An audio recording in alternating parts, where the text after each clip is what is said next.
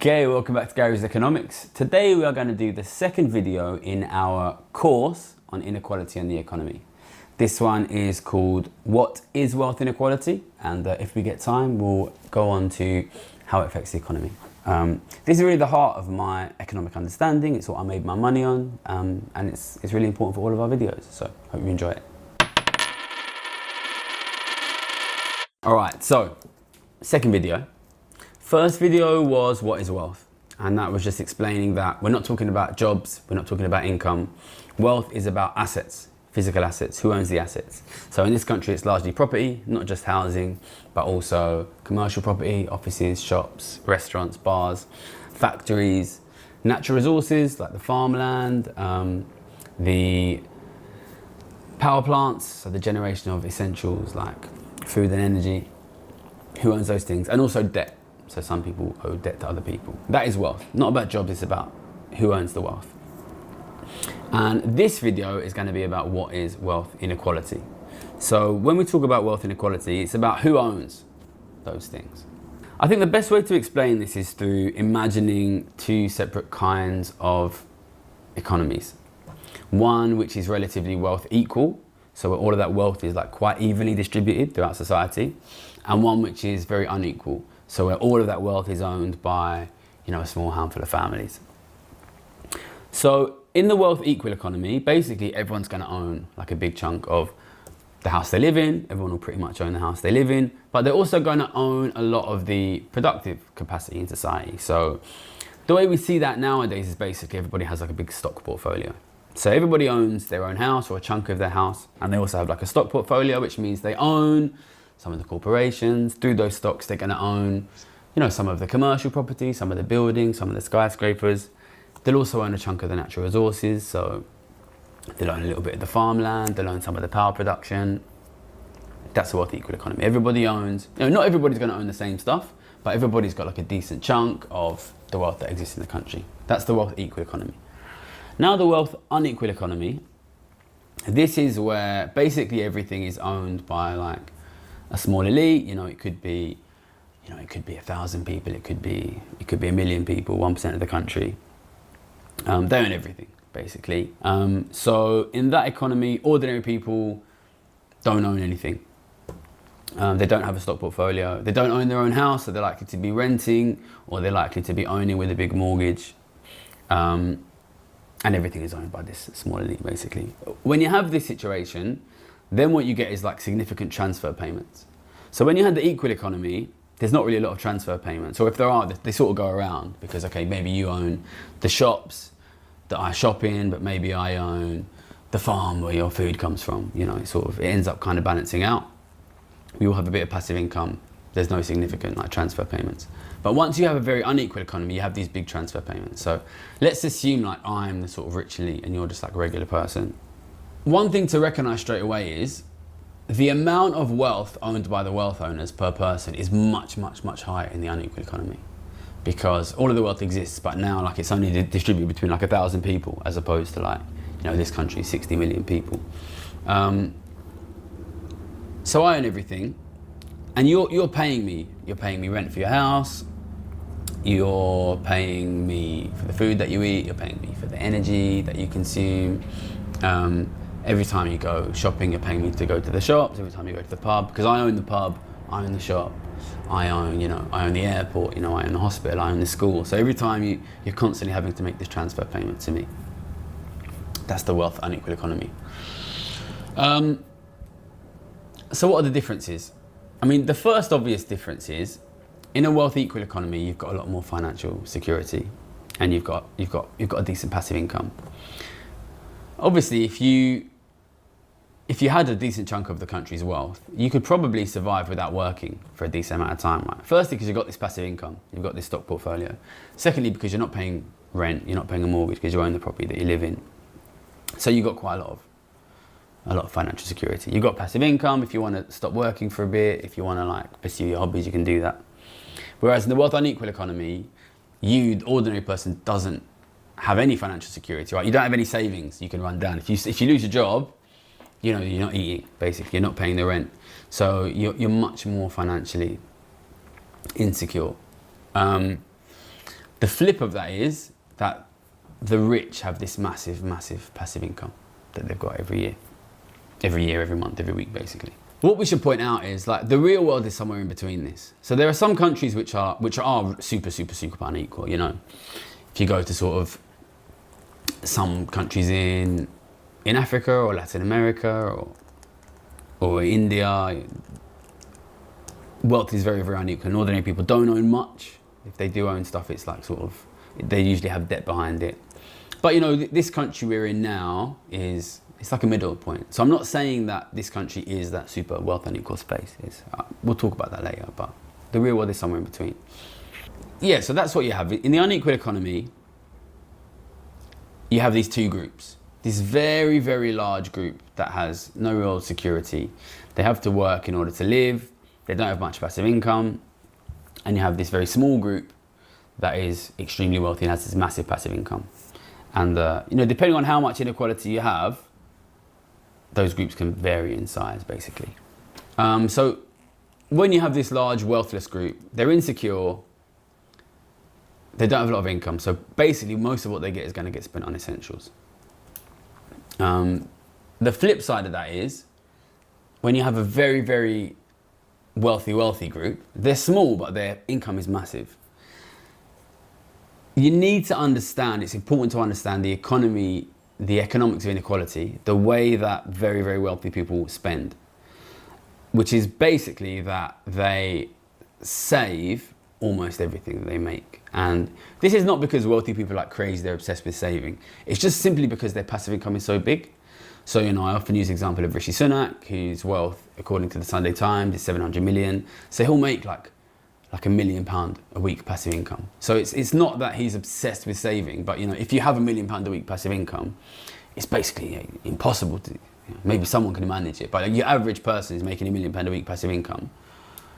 You know, even to spend £10,000, I can't even imagine how you could spend £10,000 a week, but because their income is so high, they simply basically have no choice but to save the money. So in an unequal society, you have a big chunk of people, only essentials, small group of people, but with massive income, just saving.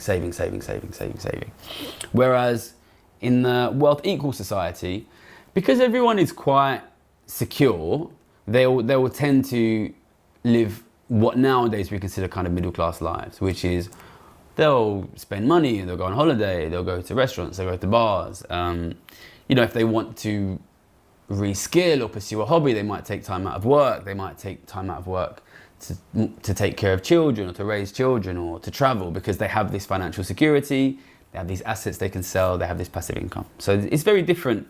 There's these kind of three types of spending profiles, right? The poor spending profile, which is only essentials. The rich spending profile, which is almost exclusively saving, buying assets. And the middle saving profile, which is like a relaxed sort of modern middle class lifestyle. So the first big difference you have between a more equal society and an unequal society is that the unequal society as a whole cares less about spending and cares more about saving. And that is because if we consider only the passive income that comes from ownership, in an equal society, that's all going to middle class people. And middle class people, they tend to spend most of what they get over the course of their life. If they get more money, they'll tend to increase their spending, whatever, go on more holidays or buy a bigger house, this kind of thing. So if you're churning this passive income to middle class people, it's getting spent. If instead we take all of that income and we give it to this tiny elite group, of course they will spend a lot of money, but we can see from the spending profiles of the very rich, you know, if you give £1,000 to a middle class person, he'll probably spend 600. You give £1,000 to Rishi Sunak, you're not even going to notice, right? He's not going to change his spending at all. So as we give more and more money to the very rich, basically societal spending starts to fall. They don't want to spend money. And what they're doing instead is, well, if we look at the behavior of the very, very rich is, they're just saving, which, you know, saving can mean a few different things. It can mean investing, or it can also mean buying existing assets, or it can mean making loans. So they're buying assets, they're lending money. If there are good investments around, they'll try to do investments as well. So now I think we can consider like what these two worlds look like. When you consider these two things paired together, number one, in the wealth unequal world, there's a lot of people who are very financially insecure because they don't have savings to fall back on. They don't own their own house. They don't own their own food or energy. They don't have any passive income. These people are very insecure. And they live in a world where all of the spending power is held by a very small group of people who don't spend a lot of money. Yeah, so they live in this world where they really, really, really need to work. But society doesn't really want to spend that much because the group of people with spending power is quite small, and those people tend to save like 98% of their income. So you can see straight away they're in a bad situation, right? Because you have a world, loads of people need to work, there's very few potential customers, and those people don't actually spend much, like as a proportion of their income. Add on top of that, these guys have a ton of wealth, right? And that wealth includes, in a high technology society, it includes a lot of like labor saving stuff. So these guys own factories, but high tech factories don't actually need a lot of workers, right? Increasingly, you know, we're moving towards an AI world where, you know, these guys, they've got really high tech factories that don't need a lot of workers. They'll have AI, which means you need even fewer workers. I think when you add these things together, you can basically see my conclusion, number one, which is unequal economies have very low wages. And that is because, well, first thing I'll say is I think if you look at the world, you know, I'm not saying this is the only factor that matters, but I think if you look at the world, you'll see that very unequal economies have low wages, whereas more middle class economies, like Western Europe, like North America, like Japan, like Australia, have higher wages. But once you see this logic, I think you can understand why, right? Which is when you have a very unequal society, you have a huge group of people desperate to work for a tiny group of people who don't spend much money and don't need any workers because they've got all of this productive capital, productive technology. So that's number one, conclusion number one. You can put it up there if you want. Unequal economies have low wages. That's number one. So the second thing is, you know, the reason that wages are low is because, okay, there's a lot of desperate workers, but also because the money is being controlled by people who don't want to spend. What they're doing instead is saving. So, you know, there's this kind of argument, and you get this from sort of trickle-down economics, which is actually, this is good, because you're giving the money to savers. And saving is good, right? Because if we save, then we're going to invest and then we're going to grow. The problem you get is when there's not a lot of end consumption demand, companies don't actually want to grow. They don't want to invest because there's not really a lot of customers. And what companies want, if they want to grow, is they want customers, right? So what do rich people do when they're in a world that they have all of this massive passive income that they're not spending, but there's not a lot of actual investment opportunities around? The answer is they buy assets. They buy assets. Then they will try to buy assets from the middle class if there is a middle class, or they will try to buy assets from each other, basically. And what you have is, when you have this unequal economy, you're giving all of the consumption power to very, very rich people. Very rich people, percentage-wise, have a very low demand to consume and a massive demand to save. Basically, what these people want is assets. So the second thing you will see is increase in asset prices. Massive increase in asset prices, because you're giving all of the money to people who are just trying to buy assets. And there's not a lot of investment opportunities. So they're buying assets, they're buying assets, they're buying assets. So I think this makes sense, right? If you take the consumption power away from ordinary people who spend, you give it to rich people who save, wages will fall and asset prices will increase. So for me, these really are the two key features of an unequal economy. Low wages, high asset prices. But you can probably see instinctively that these two things like interrelate in quite a problematic way, right? Because if wages are low and asset prices, like including house prices, are high, and this includes like other like basic essentials of life, like, you know, like the farms which produce food, or, you know, the power plants which produce energy. These are assets as well. These will be expensive. What you have is a world where ordinary people have no wages, and the things which they need housing, food, energy are really expensive. So this is kind of like a really bad combination, basically. So what you see there is basically really high levels of financial insecurity, because not only are you desperate for work and it's hard to get a job, but the things which you need, the basic essentials of life, housing, food, energy, the assets that produce those things, including houses, are super, super, super expensive. So you have financial instability, but also you have this, it becomes really, really difficult to climb up. Because if you live in a world where wages are low, housing is really expensive, even if you're able to get a higher than average wage, it becomes quite possible that you'll never be able to afford a house, basically. So there you have the next thing, which is basically low social mobility. Low social mobility. And also increasingly, work becomes like less important in a weird way. It is important in one way, because if you don't work, you will die, because you need to work to eat. But work ceases to, the idea that if I work harder, if I study harder, get a better job or get a house, becomes less and less realistic, because wages are falling, house prices are rising. You know, even if you get 2 or 3 or 4 times the average wage, it might be that something like a house is out of reach. So you get this kind of crystallization of the class system. It becomes impossible to work your way up. So the next thing I want to talk about is how this leads to a kind of concentration, economic concentration in capitalism. So we're talking about a concentration of wealth, right? But this manifests in different ways, right? So we have really, once we concentrate wealth, we concentrate passive income, we also concentrate spending power. Suddenly then, if I'm a business and I want to grow, what am I going to do? Well, I'm not going to produce stuff that you want, because you've got no fucking money, right? You're saving up everything you can just to buy a house. You know, you can't afford to go to the pub, you can't afford to go to the restaurants. So your pub's going to close down. The restaurants in your area are going to close down, right? They're going to get turned into basic like slum accommodation. I'm a business, what am I going to invest in? What do the rich want? Because they've got so much money, more and more money. It's growing, it's growing. What do the rich want?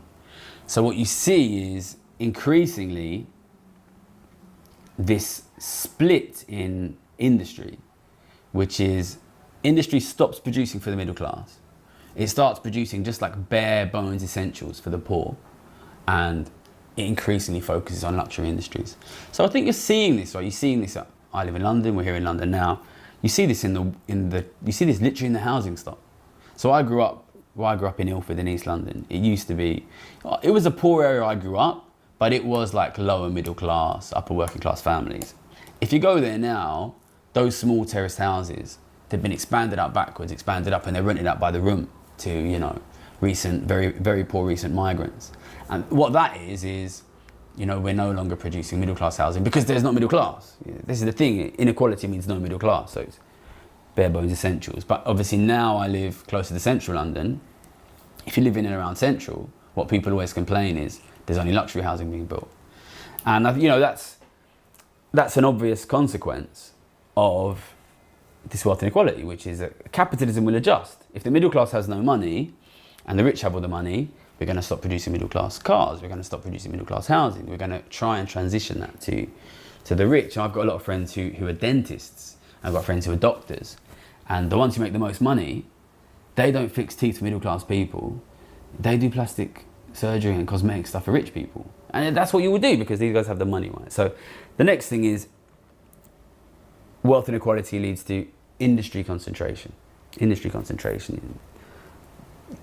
Businesses no longer really produce for the middle, they produce for the basics for the poor and like luxuries for the rich. But there's also geographic concentration, right? So when we go back and we talk again about the relatively equal society, in a relatively equal society, everyone was an owner, everyone was a worker, and everyone was a consumer. And this is nice, right? Because workers need consumers and consumers need workers, right? Like if you want to work, you need somebody who's gonna, you know, you're a cameraman. Nobody's making videos, you got no work, right? I'm making videos, I need a cameraman. It works together, right? These two things come together. But once you move to that wealth unequal society, you split, you have a big group of workers, but they don't really spend much, they're not really consumers. And you have this small group of consumers. They got a lot of money, but there's not a lot of them. And they don't need to work, basically. This causes geographic problems, right? Because if everyone is a worker and everyone is a consumer, then whenever you have a city, you've got workers and consumers. It's like, it works really well, right? Because the workers need consumers, consumers need workers, every worker is a consumer. So basically, cities work economically. Because wherever there's people, there's people. Wherever there's workers, there's consumers. Wherever there's consumers, there's workers. But once you have this unequal economy, then the workers are not consumers and the consumers are not workers. So what that means is, if you cannot attract rich people to your city, there's no consumers in your city. And these guys own your city, right? They own the housing, they own the food, right? You need food, you need energy, right? Well, these guys got the food, they got the energy. What are you offering? You need to offer something. So if you live in, we talk about parts of the north, which historically were big centres of industry, I could keep listing lots and lots of places, places like Newcastle, places like Glasgow, places like Wigan. Nothing wrong with these places, but places that these people have been living there for hundreds of years and they used to be like centres of industry. They're struggling now because there's no rich people there. And then you have workers without consumers. And if you have workers without consumers, then there's no jobs. So what do those consumers have to do? They have to go to where the rich people are. And we've spoken about this in other videos. I think there's a bit of a misconception in modern economics that what we're having is a big city, small city split. But it's actually not that. It's a rich city, poor city split. I studied in Oxford for 2 years. It's not a big city, very expensive. Places like Glasgow, places like Newcastle, much bigger, much, much cheaper. Cambridge is also expensive. If you go to the places where rich people go on holiday, phenomenally expensive. Any popular holiday destination for the rich is unbelievably expensive. If you go to the place where they study, like Oxford, it's very, very expensive. So basically, geographically, the poor people have to move. You have to move. You have to go to where the rich people are. But the problem you have is, when you have a very unequal economy, if it's 90%, 10%, well, there's 9 poor people for every rich people.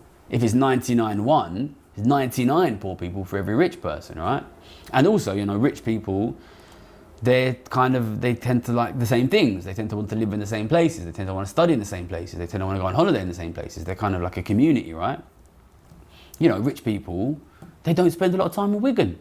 They don't spend a lot of time in Newcastle. They don't spend a lot of time in Glasgow. They don't spend a lot of time in Blackpool. They just don't spend time in these places. And then you got to leave, because economically, most people are now workers but not consumers. So you got to move. So then you get these big floods. You get these big floods of people from the north of England to places like the southeast. But it's not at all UK specific. You see really, really similar things happening in the US, where like places like the Rust Belt, people are leaving, they're being moved, they have to move to the coasts. You see Southern Europe, these things are happening. Spain and Italy, people are leaving, people are going to like the industrial cities of Germany. You look at China, same things happening. Same things happening in China, same things happening in India. These historical places where people have lived for hundreds or maybe even thousands of years, they don't work in a very unequal society anymore. So people have to leave, The problem you have then is, they have to go to where the rich people are. There's not a lot of rich people. So those places become very overcrowded. So you get this flood of people, and then you then create a sort of a two-world world where there's either places where there's no rich people and no jobs, or places where there are rich people. Poor people are having to flood there. They're becoming extremely dense, extremely overcrowded, sometimes dirty, sometimes polluted, but most obviously, because everyone has to live there, really, really expensive. Most obviously really, really expensive, really, really expensive rents. So you force these people who really, really need work, can't get work, can't afford a house, to live in cities with rich people where rents are expensive and they can't afford the rent. So it's kind of disaster on disaster on disaster, isn't it? And this is the kind of set of mechanics which I sort of started to recognize when I was a trader.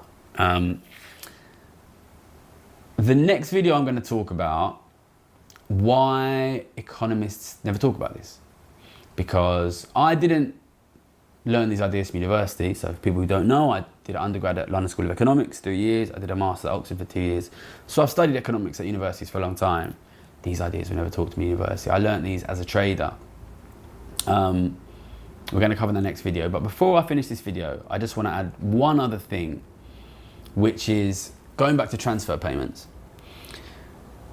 In the equal society, they go around, like in a circle. In the unequal society, transfer payments go one way. The people who don't own assets are paying money to people who own assets. The people who have the assets then use that money to buy the rest of the assets, which means next year the people who don't own assets have to pay more. Once you understand this, you can see that there's a worryingly accelerating nature to inequality, which is the bigger inequality is, the higher the amount of transfer payments made from the poor to the rich, which means the higher the rate at which the rich dispossess the poor, which means the higher the rate of transfer payments. So this is, and probably the thing which sort of caught me the most and worried me the most about this, mathematically this is not self-containing. This is this thing that spirals out of control, and once it becomes, and I think this is why, if you look throughout history, you'll see that in most of history, inequality is very high. Okay, so that's it. Quite a big one, second video on the course, but I think it's really important.